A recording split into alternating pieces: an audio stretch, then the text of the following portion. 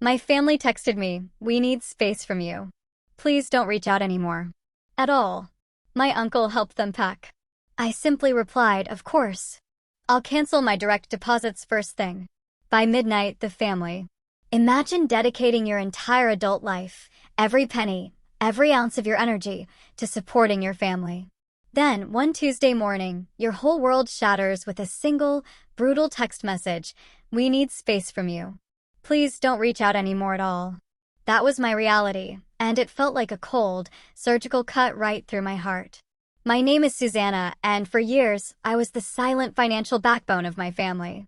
From the moment I landed my first consulting job, I quietly covered their bills, bankrolled their dreams, and conveniently ignored the gaping imbalance in our relationship. I grew up in a Chicago suburb, in a house that looked picture-perfect on the outside, but was constantly on the brink of financial collapse.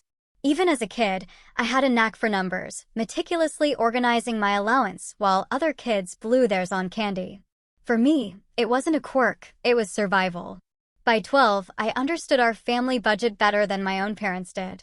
My dad, Paul, was a serial entrepreneur, always chasing the next big thing, a landscaping company that folded in winter, a restaurant supply store that couldn't compete, a consulting firm with no clients. Each failure drained our savings, but never his boundless optimism. "This one will be different, Susie Q," he'd say, ruffling my hair as I worried about the towering stack of bills on the kitchen counter. My mom, Donna, dealt with our instability by simply pretending it didn't exist. She'd buy name-brand everything, host lavish dinner parties we couldn't afford, and maintain memberships at exclusive clubs, all while sliding credit card bills into a drawer she thought no one would find. "Appearances matter," she'd insist. Meanwhile, my 3 younger siblings lived in a bubble.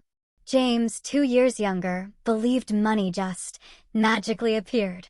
He played sports, had the latest gaming systems, and never once held a summer job. Amanda, for years my junior, inherited mom's taste for luxury without any of the debt-induced shame. She demanded dance lessons, designer clothes, and expensive camps, throwing tantrums if she was told no. And Tyler, the baby, 6 years younger, was the most spoiled. His gaming addiction started early, fueled by our parents buying anything to keep him quiet while their finances crumbled. I took a different path. At 16, I worked after school at the grocery store. In college at the University of Illinois, I juggled 3 part-time jobs, maintaining a 3.9 GPA in finance. No spring breaks, no sorority, no typical college experience for me. Just work, study, and the occasional panicked call from home when bills were due. My first job after graduation at Anderson Financial Consulting changed everything. A $70,000 starting salary felt like winning the lottery. Within a month, my student loans were gone. Within 2, I started helping out at home. First, it was just catching up the mortgage when they fell 3 months behind. Then, James' car insurance after an accident. Then, funding Amanda's influencer career startup costs.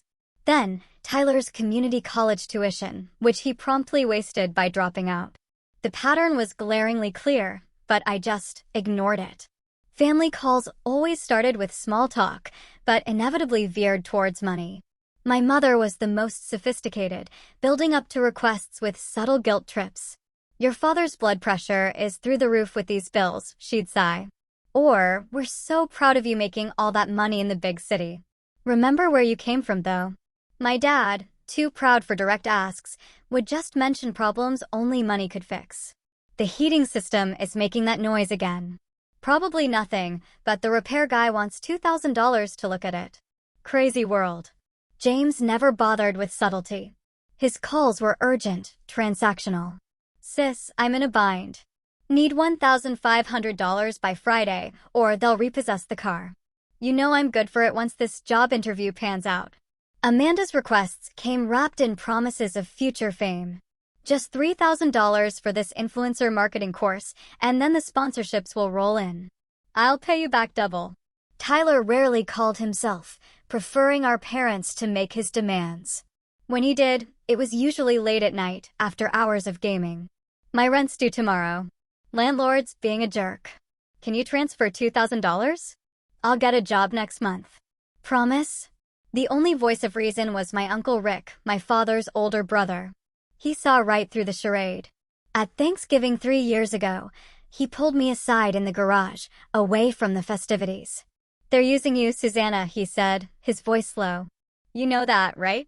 I nodded, but still, I defended them. They're family. They'd do the same for me. Uncle Rick's eyebrows shot up. Would they, though? When's the last time any of them asked about your life without wanting something? I couldn't answer. The silence was deafening. But still, I continued. I transferred money, paid bills, financed their dreams, all while mine sat on hold. My apartment remained small and functional while I paid for my parents' roof repairs. My car was practical and aging while I made James's luxury car payments. My vacations were weekends in nearby states while I funded Amanda's Instagram-worthy trips to Bali and Greece. Deep down, I knew Uncle Rick was right. But admitting it meant facing a painful truth. Maybe my family's love was conditional, based on what I could provide, not who I was. So I kept giving, clinging to the hope that eventually, when I really needed them, they'd be there for me too. Last year, the financial demands intensified. What had been occasional requests became near weekly emergencies, each one more urgent than the last. In February, James called me at work, his voice tight with panic. "They're taking my car, Susanna, right now. There's a guy with a tow truck outside my apartment." I could hear the rumble of a diesel engine in the background. "James, we talked about this. You promised to make the payments after I covered the last 3 months." I know, he rushed, but that job fell through, and I had some unexpected expenses. Those unexpected expenses, I later discovered via social media, included a weekend in Vegas with his friends. Nevertheless, I transferred $4,000 to his account while still on the phone. The tow truck left. 2 days later, James posted photos of himself with a new gaming system. March brought Amanda's latest business venture. After her travel influencer dreams fizzled despite the expensive trips I'd funded, she decided her true calling was beauty products. "It's only $10,000 to become a distributor," she explained over lunch, sliding a glossy brochure across the table. "The products sell themselves, and the commission structure is amazing. I could be making 6 figures in 6 months." I recognized the pyramid scheme immediately, but Amanda wouldn't hear it. "You just don't believe in me," she accused, tears welling in her expertly made-up eyes. "Everyone else in this family supports my dreams except you." The irony stung. I was the only one actually funding her dreams, while the rest offered nothing but empty words. Still, I compromised, giving her $5,000, half of what she asked for. She took it without thanks and didn't speak to me for 3 weeks. April was Tyler's gaming equipment emergency. His computer couldn't handle the latest releases, and he needed $3,000 for upgrades. When I suggested he get a job to pay for his hobby, my mother called to intervene. "He's going through a tough time right now," she explained, as if his 5-year tough time was a temporary phase. "This gaming thing could become a career. People make money streaming these days." I pointed out that successful streamers worked incredibly hard, a concept Tyler seemed allergic to. This observation was met with frosty silence, followed by my father calling to express disappointment in my lack of support for your brother's passion. May brought home repairs, starting with a reasonable $6,000 for a leaking roof. But once contractors were involved, additional problems kept being discovered. The $6,000 became $10,000, then $15,000, then $20,000. Each time, I received apologetic calls about unexpected issues needing immediate attention. During a visit home in June, I noticed something odd. While the exterior repairs seemed minimal for the cost, my mother had a new living room set, and my father was sporting an expensive watch. When I cautiously asked about these purchases, my mother became defensive. "We're not children, Susanna. We don't need to justify every penny to you. The contractors found wood rot that affected the interior, so we had to replace some furniture." The explanation made no sense, but challenging it further would only create tension. Instead, I tried a different approach at family dinner that Sunday. I offered to help everyone create financial plans, set budgets, and work toward independence. I'm happy to help, I said carefully, but I think we need a long-term solution. I found some great financial planning tools we could all use. The temperature in the room plummeted 10 degrees. My mother pushed food around her plate. My father cleared his throat repeatedly. My siblings suddenly became fascinated with their phones. Are you saying you won't help us anymore? My mother finally asked, her voice small and hurt. Not at all. I backpedaled quickly. I just thought it might be good for everyone to have more control over their finances. We're doing just fine, my father said, firmly ending the discussion. Later, helping clean up, I overheard Amanda and my mother in the pantry. She's becoming so controlling, Amanda whispered. It's like because she has money, she thinks she can tell us all what to do. She's always been that way, my mother replied. Miss Perfect with her budgets and her savings accounts. She doesn't understand that not everyone thinks about money all the time like she does. I stood frozen, dish towel in hand. Their words cut deeper than they could ever know. Was that how they saw me? Not as generous or supportive, but controlling? Not as responsible, but obsessed with money? Despite this devastating revelation, I continued helping through the summer and fall. But my questions became more pointed, my transfers more delayed. As I wrestled with what was becoming sickeningly obvious, I was enabling destructive patterns, not helping my family thrive. The true breaking point came in December. I received a call from a collection agency about a loan in default, one I had never taken out.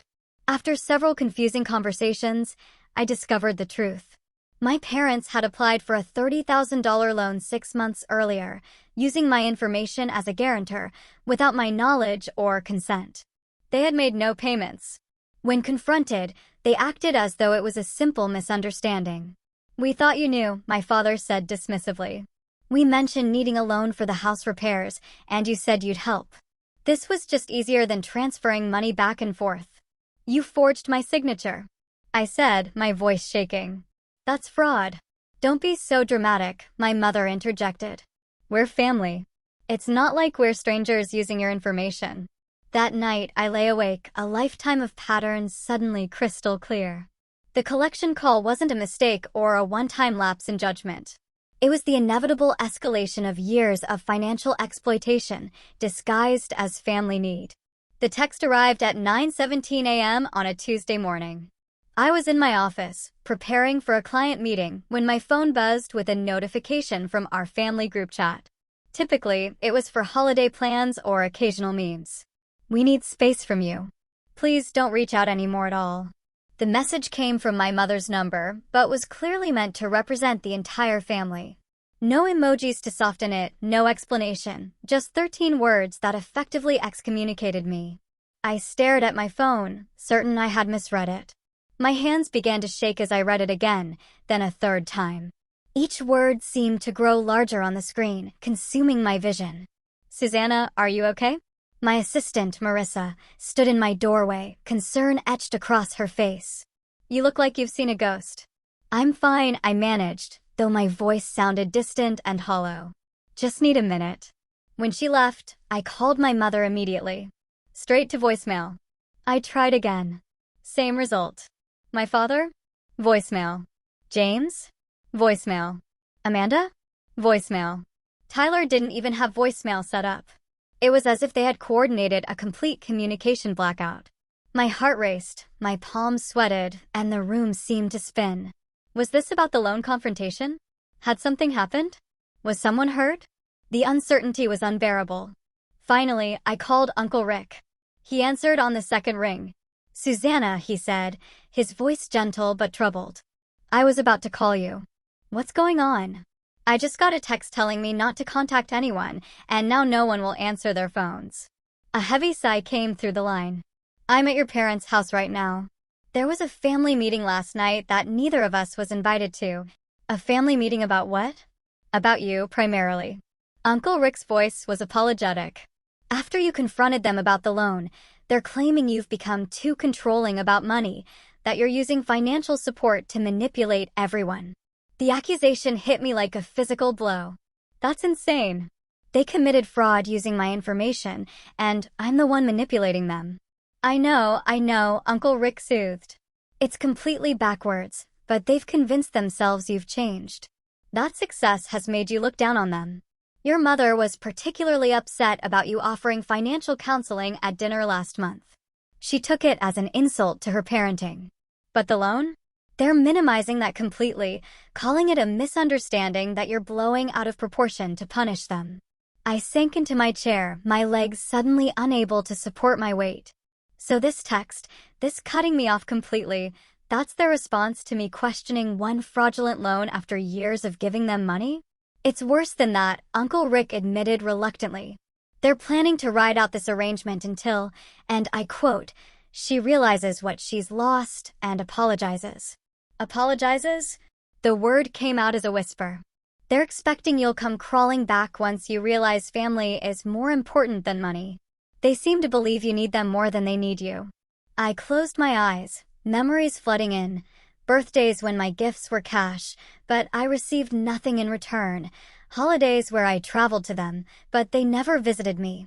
Achievements they acknowledged only briefly before steering conversations back to their needs.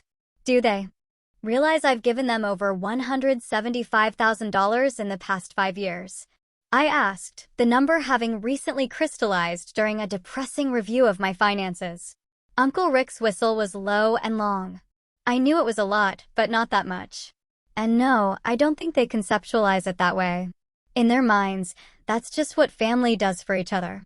Though the support only seemed to flow in one direction. After hanging up with Uncle Rick, I canceled my meetings for the day, claiming illness. It wasn't far from the truth. I felt physically sick, my stomach churning with a toxic mixture of hurt, anger, and profound disbelief. Back in my apartment that evening, I found myself scrolling through old family photos, searching for clues I might have missed. There we were at James's graduation, my proud smile next to him, knowing I had paid the tuition that made that moment possible. Amanda's 21st birthday, where I had not only funded the lavish party, but also flown in to celebrate despite an important presentation the next day. My parents' 30th anniversary, where I had surprised them with a weekend getaway they had mentioned wanting. In each photo, I searched their faces for genuine affection, for any indication that I was valued beyond what my bank account could provide. The evidence was thin at best. Around midnight, after hours of this painful archaeology through family history, I found myself sobbing on my kitchen floor, an empty wine glass next to me.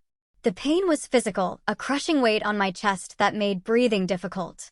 The ultimate betrayal wasn't the loan or even the text, but the realization that perhaps I had never been loved for myself, only for what I could provide. I fell asleep there on the cold tile, emotionally exhausted, my phone clutched in my hand, just in case anyone from my family called to say it had all been a terrible mistake. No one did. The next morning, I arrived at work puffy and disoriented. I had changed clothes and applied makeup, but no cosmetic could hide the devastation. I made it through one client call before breaking down in the women's restroom. Lisa, a coworker I knew casually, found me there, trying to muffle my sobs in a paper towel. "Susanna," she asked gently, approaching slowly, like one might a wounded animal. "Can I help?" Something about her kindness, offered without expectation of return, broke the dam completely. Between hiccuping sobs, I told her everything, the years of financial support, the escalating demands, the fraudulent loan, and finally, the text cutting me off for having the audacity to question any of it. Lisa listened without interruption, her expression transitioning from sympathy to outrage on my behalf. When I finished, she took my hands in hers. "Susanna, I need you to hear something that might be hard to accept. What you're describing isn't normal family support. It's financial abuse." The term hit me like cold water. Abuse? That seems extreme. They're not bad people. They just take advantage of your generosity, manipulate your emotions to extract money, cut you off when you set a reasonable boundary. Lisa shook her head firmly. "If this was a romantic partner treating you this way, would you hesitate to call it abuse?" She had a point, but accepting it meant reframing my entire family narrative, something too painful to process in a company bathroom. Lisa seemed to sense this and shifted approaches. My sister went through something similar with her ex. She found this therapist who specializes in financial abuse. Let me give you her number, just for a consultation if nothing else. That afternoon, I called Dr. Taylor's office and was surprised to get an appointment for the following day, a cancellation, fortuitously timed. Walking into her warm, minimalist office, I felt both terrified and relieved to finally speak these truths aloud to a professional. Dr. Taylor listened intently as I recounted the same story I had told Lisa, occasionally asking clarifying questions, but mostly allowing me to unspool the tangled history of my family's financial dependence. When I finished, she didn't immediately offer reassurance or validation as Lisa had.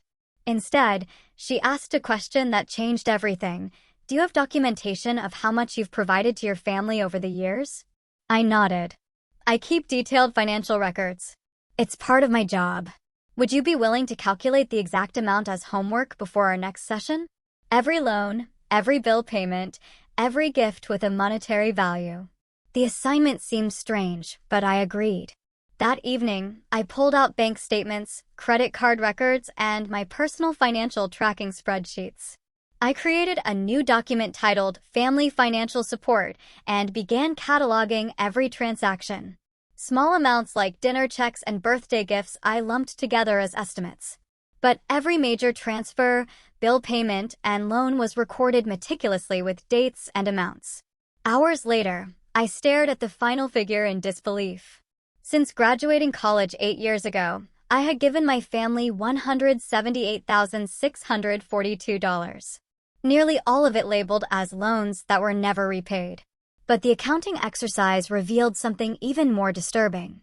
I pulled up my current credit report and discovered 3 credit cards I didn't recognize. Further investigation confirmed my suspicions. My parents and James had opened cards in my name. The cards were still active, with balances totaling over $22,000.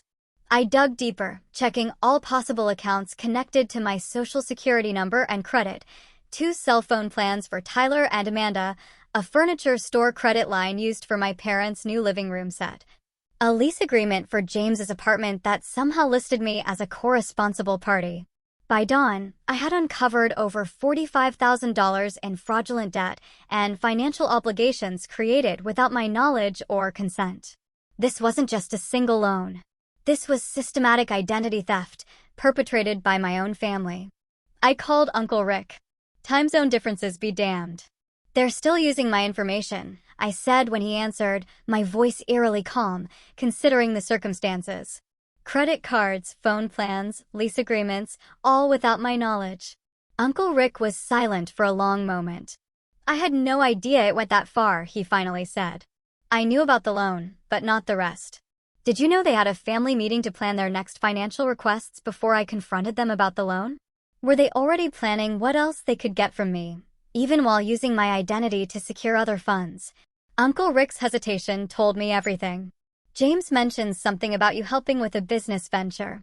And your parents were talking about a timeshare opportunity. A strange laugh escaped me, halfway between amusement and despair. They were planning to cut me off if I didn't agree, weren't they? This whole space thing was already their backup plan. I think so, Uncle Rick admitted. When you confronted them about the loan, they just accelerated the timeline. As the sun rose on a new day, something crystallized within me. This wasn't love. This wasn't family. This was exploitation, pure and simple. And with that clarity came a resolve I had never felt before. I need to protect myself, I said, more to myself than to Uncle Rick. What are you going to do? I thought of the credit cards still being used, the automatic deposits still flowing into their accounts, the financial hemorrhaging that had been draining me for years. Whatever it takes. My first call that morning wasn't to my family, but to Diane Harrison, the financial advisor who had helped me establish my retirement accounts years earlier. I explained the situation as clinically as possible, my newfound clarity allowing me to speak without breaking down. This is more common than you might think, Diane said, her voice carrying the weight of experience. But you've caught it before it completely destroyed your financial future, which puts you ahead of many people in similar situations. She helped me create a comprehensive plan to disentangle my finances from my family's. First priority, stopping all automatic payments and transfers. Second, contacting credit bureaus to report fraudulent accounts. Third, securing all existing accounts with new passwords and security questions my family couldn't guess. Next, I called Robert Jensen, an attorney specializing in identity theft. Though he typically dealt with cases involving strangers rather than family members, he understood the complexity of my situation. Family identity theft is actually more damaging and more difficult to resolve than traditional cases, he explained. There's the financial component, but also the emotional betrayal, which often prevents victims from taking necessary legal action. I won't let emotions stop me from protecting myself, I assured him, though my voice wavered slightly. Good, because I need to be clear. What your family has done constitutes criminal fraud. You have every right to pursue charges. The thought of my parents or siblings facing criminal charges made my stomach turn despite everything. Let's start with stopping the bleeding and securing my identity. I'll decide about charges later. Between Diane and Robert, I spent the day executing a detailed financial protection plan. By evening, I had 1. Canceled all automatic transfers to family members. 2. Frozen my credit at all 3 major bureaus. 3. Reported fraudulent accounts and begun dispute processes. 4. Changed all passwords, security questions, and contact information on legitimate accounts. 5. Documented all unauthorized accounts with dates, amounts, and available evidence. 6. Set up fraud alerts and identity monitoring services. 7. Drafted cease and desist letters regarding unauthorized use of my personal information. As I worked through these steps, my phone remained silent. No calls or texts from family members wondering why their financial lifelines had suddenly been cut. The silence confirmed what I already knew. They were waiting for me to crack first, to come begging for reconciliation. Around 8 that evening, I finally crafted my response to the family text.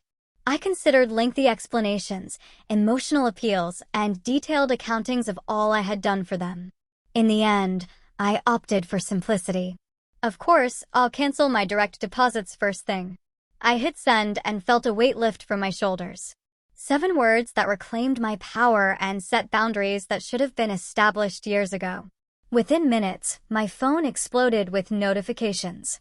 My mother called 3 times in succession. My father texted, asking what I meant exactly. James sent a string of messages about a misunderstanding. Amanda wanted to know if I was seriously being this petty. Tyler, typically the least communicative, sent a single text, "What about my phone bill?" I silenced my phone and poured myself a glass of wine, savoring the quiet satisfaction of finally standing up for myself. When I checked my messages an hour later, Uncle Rick had sent a single text that made me smile for the first time in days. "Proud of you." "They're panicking." I called him back immediately. "Are you still at their house?" "I was," he said, a note of amusement in his voice. "But I left after your text landed. You should have seen their faces, Susanna." Your mother read it aloud and went white as a sheet. Your father started immediately calculating which bills would bounce first. Your siblings were all on their phones checking account balances. Good, I said, surprised at how little guilt I felt. They needed a reality check. That's putting it mildly. Your mother tried to convince me to talk to you, to tell you that family comes first and money isn't everything. I laughed without humor. The irony is apparently lost on her completely. When I pointed out that they were the ones who cut you off first, she said that was different, and they just needed a break from your financial controlling behavior. When I asked how your behavior was controlling, but their expectations weren't, she asked me to leave. You didn't have to do that, Uncle Rick. Yes, I did. I packed up my overnight bag and told them I couldn't support how they were treating you. It was long overdue, honestly. I've watched this dynamic for years and said too little. His solidarity brought tears to my eyes, the first that day that weren't from pain. Thank you. Don't thank me. I should have said something sooner. But Susanna, be prepared. This is just the beginning of their reaction. Once they realize you're serious, things will escalate. He was right. Within 2 hours, the tone of messages shifted from confusion to anger. My father sent a lengthy text about family loyalty and how blood is thicker than water. My mother left a tearful voicemail, claiming they had only asked for space for my negativity, not for financial support to end. James began alternating between threats and pleas, while Amanda posted a vague social media message about toxic family members who only care about money. Through it all, I maintained my silence. Each ignored message strengthened my resolve rather than weakening it. The family that had asked for no contact was suddenly desperate to reach me. The irony was so thick it would have been comical under different circumstances. That night, I slept better than I had in years, waking to dozens more missed calls and messages. Among them was a text from Uncle Rick. "They're planning to show up at your apartment tonight. Fair warning." I spent the day preparing for the confrontation, not by crafting arguments or gathering financial evidence, but by centering myself in my decision. I cleaned my apartment, bought fresh flowers, ordered my favorite takeout, and created a space that reflected my new commitment to self-respect. When the doorbell rang at 7:30 that evening, I was ready. By midnight, my family was in complete crisis mode. The confrontation at my apartment door had not gone as they expected. My mother arrived first, armed with tears and guilt, followed shortly by my father and James. Amanda and Tyler apparently couldn't be bothered to make the trip, though they joined via speakerphone once the initial conversation turned hostile. I allowed them into my living room, but set immediate boundaries. "I'll listen to what you have to say, but I won't be changing my mind about the financial support." My mother's tears dried up remarkably quickly when she realized emotional manipulation wouldn't work. "This is about the loan, isn't it? We were going to pay you back. This is about 8 years of one-way financial support, unauthorized accounts in my name, and a family dynamic that values me only for what I can provide," I replied calmly. My father tried a different approach, appealing to my sense of duty. "We raised you, put food on the table, kept a roof over your head. That's what families do for each other. Yes, parents are supposed to provide for their children. That's the commitment you made when you had me. I never made a commitment to support 4 adults indefinitely." James paced the room, the most visibly agitated. "So, you're just cutting us off completely? Just like that? What about my lease? What about the car payment due next week? Those are your responsibilities, James. You're 30 years old. It's time you learn to support yourself." The conversation devolved from there, cycling through every emotional manipulation tactic in their arsenal. My mother brought up childhood illnesses they had nursed me through. My father mentioned college application essays he had proofread. James reminded me of times he had picked me up from work when my car was in the shop, conveniently forgetting I had paid for those repairs. Amanda, via speakerphone, took a different approach. "I thought you believed in me and my dreams. Was that all lies? I do believe you're capable of achieving your dreams, Amanda, but not while someone else funds your life. Real success comes from building something yourself." Tyler, typically quiet, finally spoke up. "What am I supposed to do about my phone? It's going to get shut off." "Get a job, Tyler. Like everyone else in the world." The back and forth lasted hours, with my family cycling through anger, bargaining, guilt, and threats. My father suggested they could take legal action since I had promised to help them financially. My mother hinted she would tell extended family members I had abandoned them. James bluntly stated he would default on the lease that fraudulently listed me as a co-signer, damaging my credit further. Through it all, I maintained my position with a calm I didn't know I possessed. When they finally left around 11:30, having secured no commitments from me, the true panic began. Uncle Rick called around 1 o'clock in the morning. They just had an emergency family meeting. I was still awake, too wired from the confrontation to sleep. "Your father is realizing the mortgage payment is due in 3 days with no way to cover it. Your mother is worried about the minimum payments on those store credit cards. James discovered his car insurance lapsed because the automatic payment from your account didn't go through." I felt a twinge of worry, quickly suppressed. "Those aren't my problems anymore." "I know, and I agree. I'm just keeping you informed. They're making desperate plans. Your mother is calling her side of the family tomorrow to ask for loans. Your father is talking about selling his coin collection. James is looking at roommate listings online. Sounds like exactly what they should have been doing all along," I observed. The next few days brought the financial reality crashing down on each family member differently. Amanda's Instagram, once filled with brunches, shopping hauls, and tropical vacations suddenly featured posts about simple pleasures and finding joy in everyday moments as her lifestyle rapidly contracted. James, faced with actual job hunting for the first time in years, discovered that his resume gaps and lack of experience made finding employment challenging.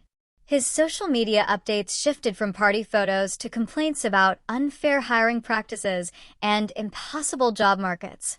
Tyler's gaming streams abruptly ended when his high-speed internet was disconnected for non-payment. He was forced to move back home when his rent check bounced, leading to further strain in the already tense household. My parents faced the most significant adjustments. Their mortgage grace period ended, incurring late fees they couldn't afford. Credit card minimum payments were missed, resulting in penalty APRs that made their debt even more unmanageable. The carefully constructed facade of middle-class stability began crumbling visibly, with neighbors noticing the lawn going unmowed and repair projects abandoned mid-completion. Through Uncle Rick, I heard about these developments, but remained firm in my decision. He became my eyes and ears in the family, keeping me informed without pressuring me to re-engage.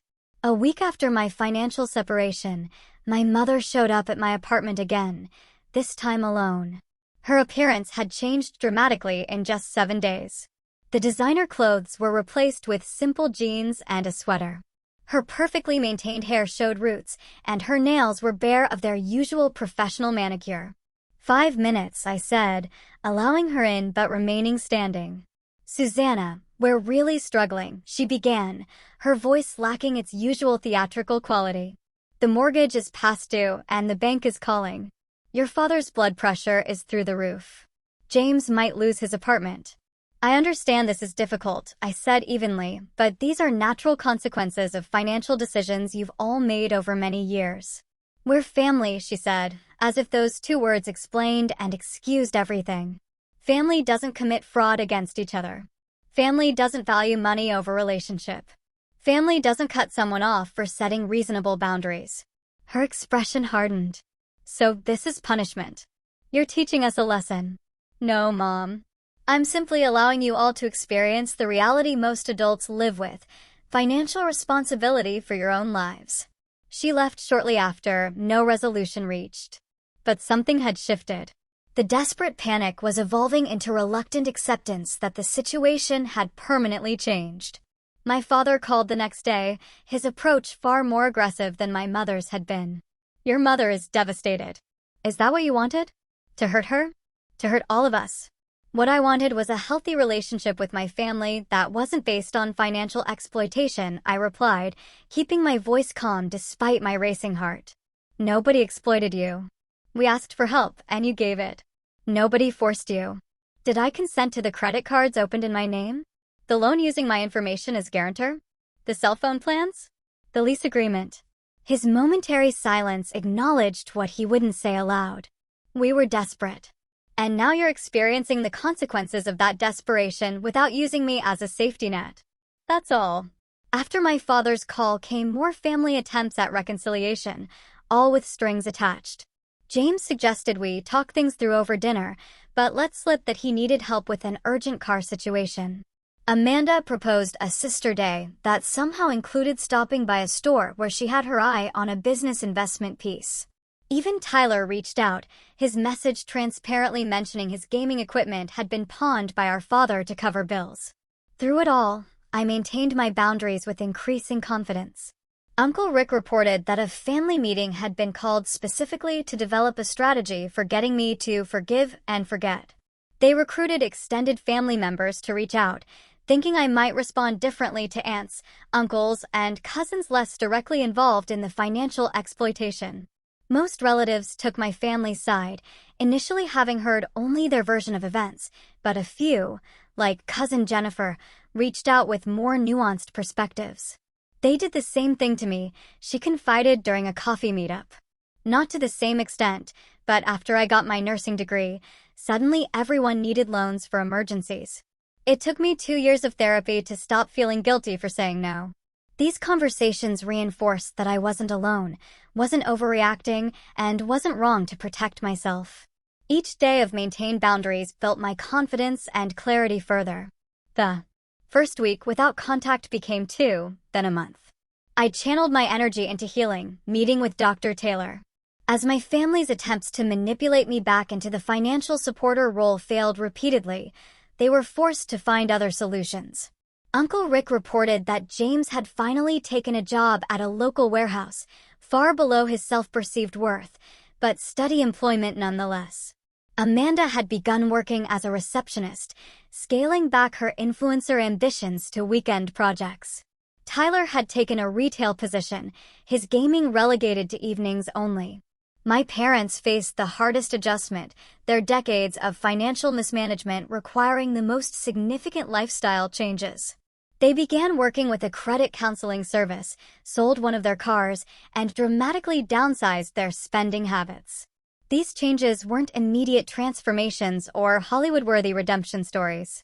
They were reluctant, often resentful adjustments to a new reality where actions had consequences, and financial adulthood could no longer be outsourced to their daughter. And through it all, I discovered something surprising. I was happier, lighter, and more peaceful than I had been in years, despite the family turmoil. Without the constant drain on my finances and emotional energy, I began to flourish in ways I hadn't known were possible. 6 months after that life-changing text message, my world had transformed in ways I never could have predicted. The apartment I had kept small and functional to divert money to my family was now a 2-bedroom condo I had purchased myself, decorated exactly as I wanted. My savings account, once perpetually drained by family emergencies, now held a healthy reserve for actual emergencies. My investment portfolio, previously stunted by constant withdrawals, was growing steadily, securing my future rather than funding others' present wants. But the financial improvements paled in comparison to the emotional transformation. Through consistent work with Dr. Taylor, I had begun unraveling the complex web of codependency, guilt, and misplaced responsibility that had defined my family relationships. Financial codependency often mirrors addiction dynamics, Dr. Taylor explained during one particularly insightful session. You were the enabler, making it possible for your family to avoid the natural consequences of their choices. And like many enablers, you did it out of love, believing you were helping. I thought if I just gave enough, they would eventually become self-sufficient, I admitted, or at least appreciate the sacrifices I was making. That's the enabler's hope. But enabling typically prevents growth rather than fostering it. By removing your financial support, you've actually given them something far more valuable, the opportunity to develop their own capabilities and resilience. This reframing helped ease the lingering guilt I felt, particularly during holidays or family birthdays I now celebrated from a distance. James has been at the warehouse job for 4 months now, Uncle Rick reported over dinner at my new place. Longest he's ever held employment. His supervisor actually mentioned potential for advancement if he stays another 6 months. Really? I couldn't hide my surprise. James had never shown such persistence. Necessity is a powerful motivator. He's also moved to a cheaper apartment with 2 roommates. Still complains about it constantly, but he's making it work. Amanda's journey showed similar progress. After 3 months as a receptionist, she had been recognized for her social media skills and given additional responsibilities, managing the company's online presence, a legitimate use of her interests that came with steady pay and benefits. Tyler had perhaps shown the most dramatic change, though from the lowest starting point. After 2 months at his retail job, he had enrolled in community college classes in computer science, attending evening courses after work. My parents' transformation was slower and less complete. They had downsized significantly, selling their house and moving to a 2-bedroom apartment. My father had taken a position as a sales associate at a hardware store, swallowing his pride to earn a steady paycheck for the first time in decades. My mother had started selling some of her craft projects online, generating modest income while adjusting to their new financial reality. None of these changes had come easily or without resentment. Through Uncle Rick, I heard about family gatherings where my name was still mentioned with mixtures of anger and hurt. I was still cast as the villain in their narrative, the daughter who had abandoned her family in their time of need. But beneath the resentment, respect was grudgingly growing as they witnessed each other developing capabilities they hadn't known they possessed. 3 months after the cutoff, I had begun building a new social circle independent of family obligations. Lisa from work had become a close friend, introducing me to her book club, where I met women with healthy boundaries and reciprocal relationships. I joined a hiking group that explored local trails on weekends, activities I had always wanted to pursue but never had time for when family emergencies consumed my weekends. I even began dating again, something that had been on indefinite hold while my emotional and financial resources were directed toward family. Michael, a landscape architect I met through the hiking group, showed me what a balanced relationship could look like, one where both parties contributed equally and respected each other's boundaries. 5 months after the cutoff, I received my first direct communication from a family member other than Uncle Rick. My mother sent a text that simply read, "The credit counselor has been helpful. Thank you for suggesting financial planning back then, even though we weren't ready to hear it." It wasn't an apology, but it was an acknowledgement, however small, that perhaps my perspective hadn't been entirely wrong. I responded with a simple, "I'm glad it's helping," neither overly warm nor completely cold. 6 months to the day after receiving that devastating group text, another message arrived from my mother. This one longer and more reflective. "I've been doing a lot of thinking about our relationship and how things developed over the years. I realize now that we came to depend on you in ways that weren't fair or healthy. I can't speak for everyone, but I want you to know that I miss you. Not your financial help, but you, my daughter. If you're ever open to talking, I would like that. On your terms." This message brought tears to my eyes, not from pain, but from the recognition that perhaps healing was possible for my family, too. Not immediate reconciliation, not a return to old patterns, but something new and potentially healthier. After discussing it with Dr. Taylor, I crafted a careful response, setting clear conditions for any potential rebuilding of our relationship. 1. Acknowledgement of the financial exploitation that had occurred. 2. Concrete steps to address the fraudulent accounts still impacting my credit. 3. A commitment to financial independence going forward. 4. Respect for my boundaries without guilt or manipulation.